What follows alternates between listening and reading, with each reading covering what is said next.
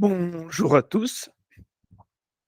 Donc, donc on était une équipe de 4. Ah, c'est pour la photo. Attendez. Oui, je sais qui est moi. Donc, nous, non, alors avec une équipe de 4 chez Axon, on a, traité un sujet, en collaboration avec Data for Good, qui traitait de la place, de la femme dans le cinéma, dans le monde cinématographique. Et donc je vais vous expliquer un peu ce qu'on a fait avec différentes technologies qui ont été abordées. Mais avant de commencer, une petite, publicité pour Data for Good, qui est une très belle association, qui regroupe, quasiment 3000 bénévoles, qui, prennent de leur temps pour traiter différents sujets, autour de la data. Donc il y a eu un sujet sur Bechdel, donc sur la place des femmes dans le cinéma. Il y a aussi des sujets sur la détection des feux de forêt ou, sur l'analyse des données personnelles envoyées sur des grands groupes tels que Google ou Facebook. Donc voilà, donc c'est une association qui fonctionne en saison. Donc là, la 10e saison vient de se terminer et la 11e saison va bientôt, démarrer. Là, ils sont en pleine collecte de sujets et les sujets proviennent, souvent d'entreprises ou d'autres associations qui ont besoin d'aide, qui n'ont pas forcément tout le temps les finances pour, se permettre d'avancer sur des sujets un peu technologiques de data. Si on repasse sur, notre sujet, donc le test de Bechdel. Donc en 2 mots, qu'est-ce que le test de Bechdel? C'est un test qui a été inventé du coup par Alison Bechdel en 1985 et donc qui est une dessinatrice, qui crée des bandes dessinées et qui s'est posé la question dans l'une de ses BD, de la représentation des femmes et qui s'est dit: «Est-ce que les femmes sont présentes, dans des films? Est-ce qu'elles parlent entre elles? Et est-ce qu'elles parlent quand elles parlent entre elles, est-ce qu'elles parlent autre chose, que d'un homme?» Donc voilà, l'objectif, c'est, de savoir si les films qu'ils soient anglais, français, américains, répondent à ces 3 questions.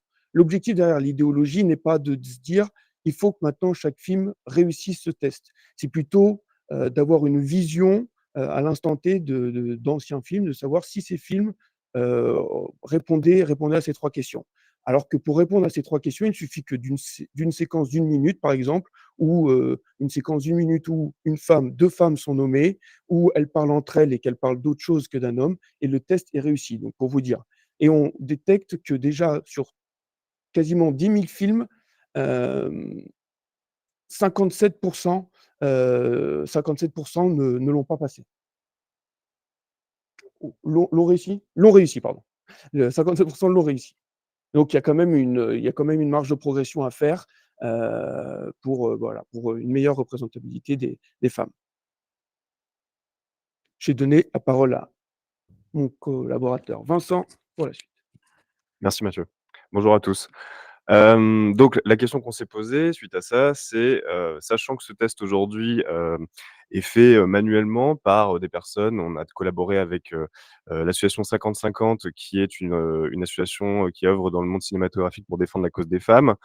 Eux-mêmes ont collaboré avec des chercheurs qui font ce genre de test, sur des films et ils le font à la main. Donc on s'est dit: «OK, aujourd'hui il y a de l'IA, on est capable de détecter, des visages, on est capable de prédire le genre d'un personnage, on est capable d'analyser la sémantique, du phrasé qui est utilisé dans les films. Est-ce qu'on ne pourrait pas faire quelque chose pour automatiser ce test et répondre aux 3 questions?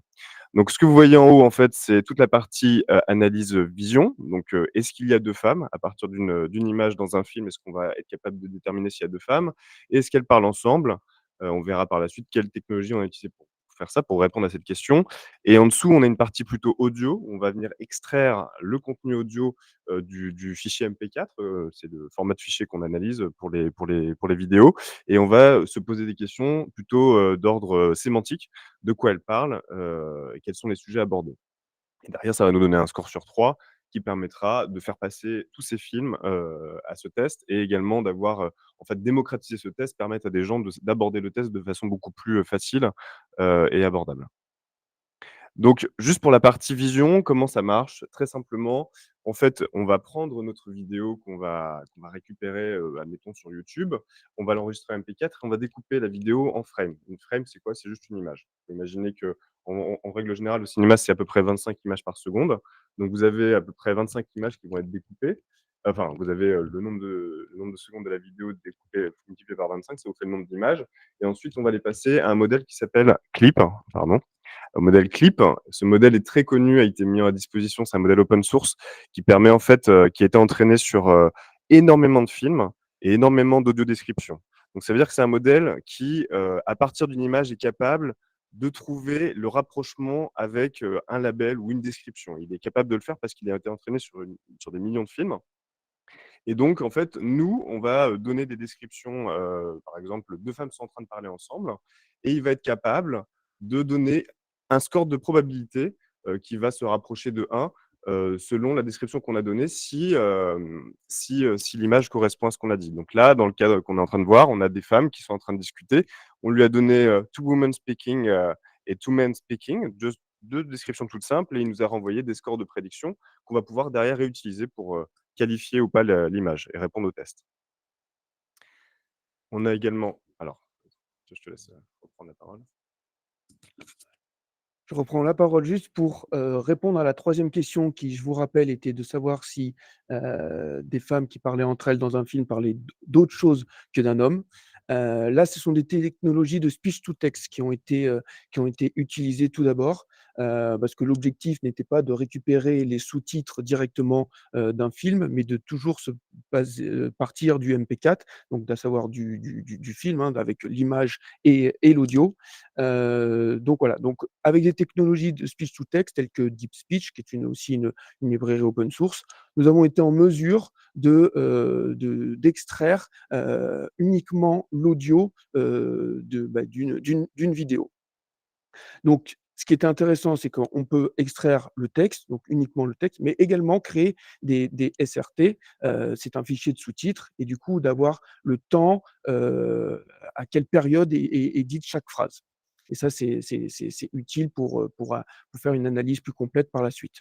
Donc voilà, donc une fois que ces algorithmes de speech to text ont tourné, nous récupérons du coup le texte et là nous avons, utilisé des algorithmes de NLP pour essayer de détecter des sujets abordés, sur le texte extrait. Donc là, je vous prends juste l'exemple, c'était un exemple où justement 3 femmes parlaient entre elles dans le film Mince alors, 2, où Victoria Abril, donne sa technique infaillible pour séduire un homme, dite la technique de la biche, où elle peut séduire tout type d'homme, à savoir, un chirurgien cardiaque, mais également un plombier. Donc, avec les algorithmes, de NLP que nous avons utilisés, nous pouvons voir que je vous ai donné 3 exemples de thèmes, parce qu'évidemment le film est beaucoup plus long, mais sur cette scène en particulier. Donc, on parle de chirurgien cardiaque dans cette réplique et du coup, il a détecté qu'on parlait de medical health and surgery.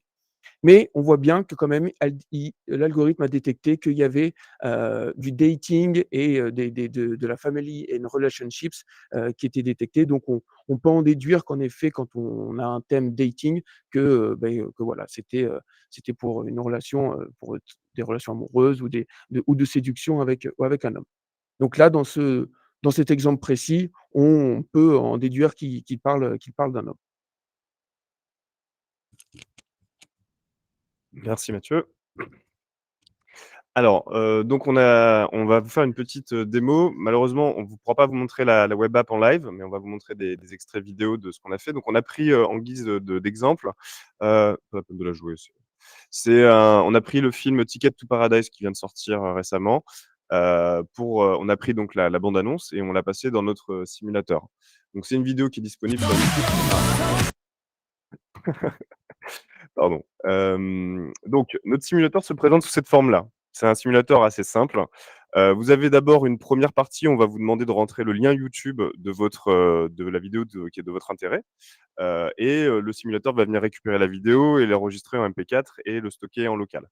Derrière, vous avez une petite zone où vous allez pouvoir entrer un certain nombre de descriptions qui vous intéressent. Donc tout à l'heure, je vous rappelle, on avait mis 2 femmes parlent ensemble, 2 hommes parlent ensemble. On peut imaginer d'autres choses pour aider en fait le modèle clip à repérer, à inférer des probabilités par rapport à des descriptions.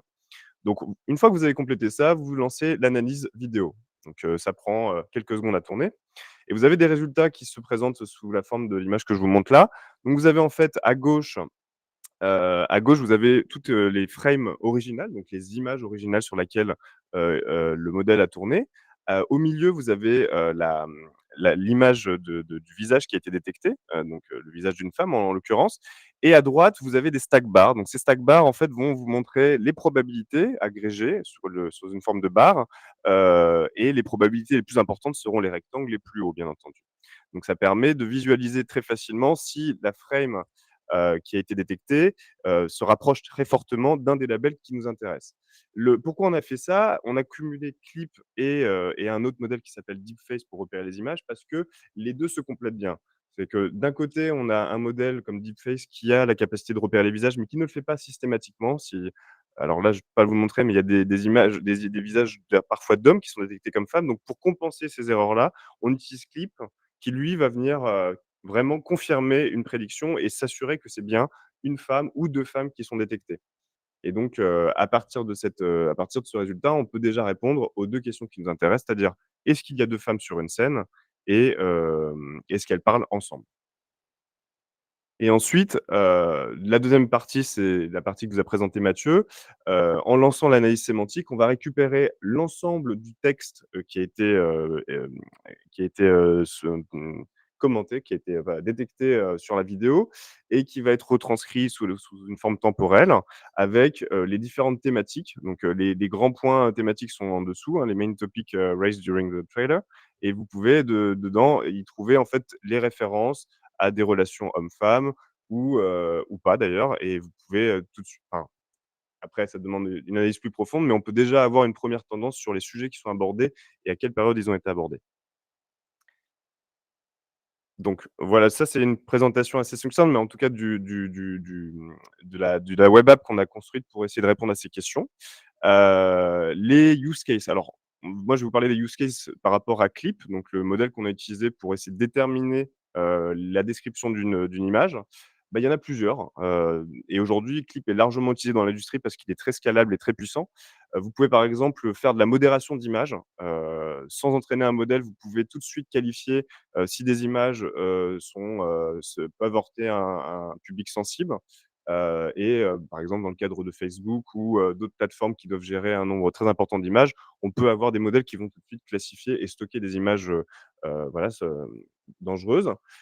Vous pouvez également faire de la recherche par image, donc le modèle va être capable d'inférer des labels par rapport à vos images et venir les classifier. Donc derrière, vous aurez une grande facilité à récupérer des images, un peu comme ce qui se fait dans Google Photos si vous l'utilisez aujourd'hui. Vous êtes capable de récupérer des images basées sur des descriptions. Là, vous pouvez également faire la même chose avec Clip et c'est très, très puissant. Vous pouvez également indexer des vidéos, et faire des recherches. Aujourd'hui, Clip est capable de rechercher à travers YouTube le nombre de vidéos qui fait référence à votre marque. Si par exemple, vous avez une marque et vous ne souhaitez pas que votre marque apparaisse sur certains types de vidéos, Clip permettrait en fait de faire cette recherche, sur le web et repérer les vidéos qui font apparaître votre marque, directement, sur une vidéo.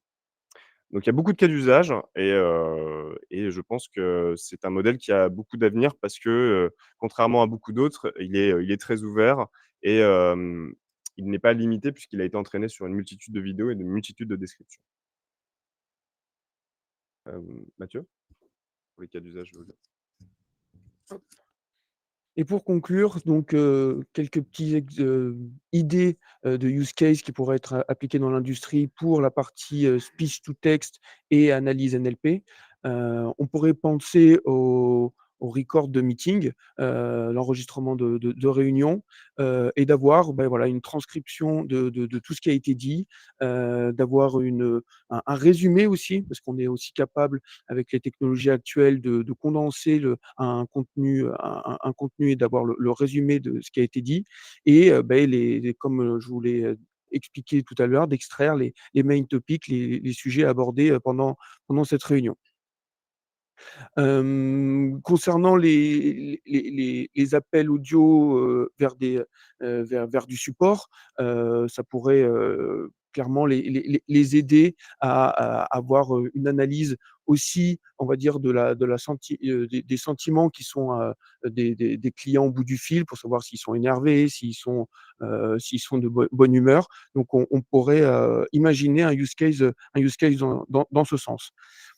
Et enfin, ça pourrait, intéresser des industries pour savoir si leurs marques sont utilisées dans des films, dans des bandes annonces, dans des chansons et si elles sont citées et ensuite, bah, voilà, faire répertorier, combien de fois elles sont citées, sur différentes vidéos. Voilà, nous avons fini notre présentation, donc si jamais vous avez quelques questions, n'hésitez pas.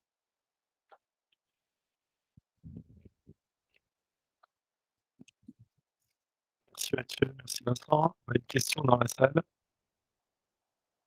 Merci pour votre présentation. On a assez peu parlé de performance. Est-ce que vous pouvez nous dire, comme c'est des modèles, j'imagine, qui sont assez gros et demandeurs en ressources, j'aimerais savoir si peut-être sur votre bande-annonce, le temps qui a été nécessaire pour faire tourner l'ensemble de vos modèles? Alors sur la partie, analyse sémantique, c'est très rapide. Ça, on parle de, je dirais 5-6 secondes. Ouais. Sur la partie vidéo, Deepface, tourne assez rap ouais, on va dire quand même sur un trailer d'à peu près 2-3 minutes, ça va prendre, entre 15 et 20 secondes, donc c'est quand même assez long. Par contre, Clip est beaucoup plus long à tourner, on parle de au moins 1 minute mais je pense que c'est lié à l'architecture, de notre, plateforme puisque là, pour l'instant, c'est une proof of concept. On a développé ça en local. Je pense qu'il y a des façons beaucoup plus optimales d'utiliser le modèle Clip, et d'utiliser le cloud pour aller beaucoup plus vite. Donc voilà, je pense qu'on peut largement améliorer ses prédictions. Maintenant, c'est pas de l'ordre de l'instantané comme, la partie, détection de son oiseau. On est au moins sur plusieurs secondes, c'est sûr. OK, merci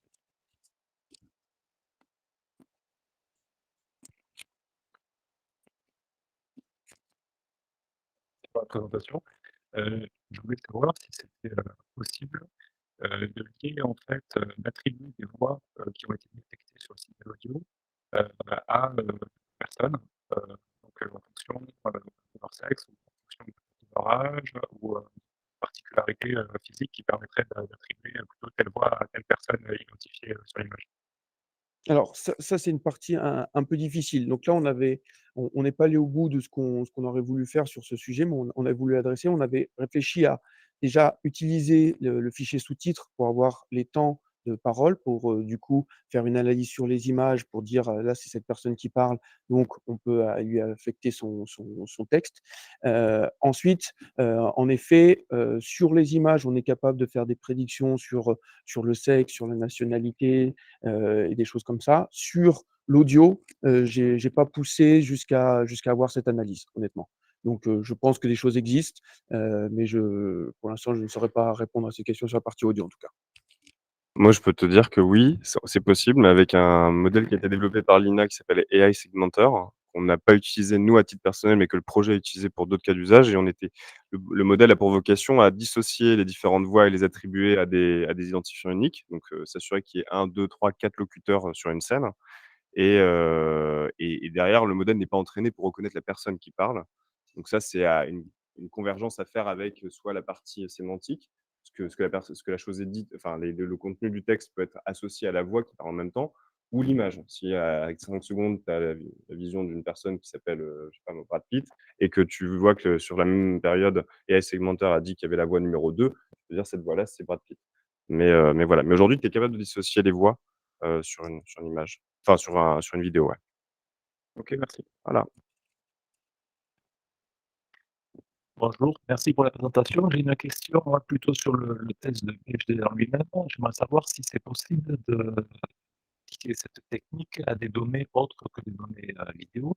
Par exemple, sur des échanges, sur des blogs, par exemple, ou sur des réseaux sociaux ou dans des chats et qualifier un petit peu, que ça soit, dans les entreprises, par exemple, qualifier la nature des conversations qui ont lieu.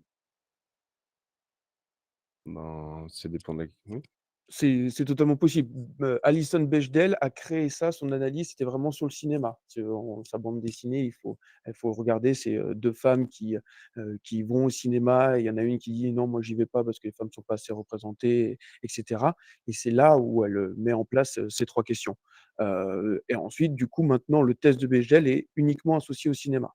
Mais, on pourrait, très bien penser à transposer ça sur d'autres sujets.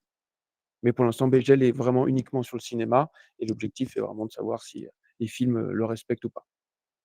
Et si la question est: est-ce qu'on peut utiliser ces technologies sur d'autres cas d'usage? Oui, tout à fait, on peut le faire. À partir du moment où on a de la vidéo, on est tout à fait capable de venir identifier, des comportements déviants ou des choses inhabituelles, dans une vidéo ou dans un flux vidéo, ouais. D'accord, merci.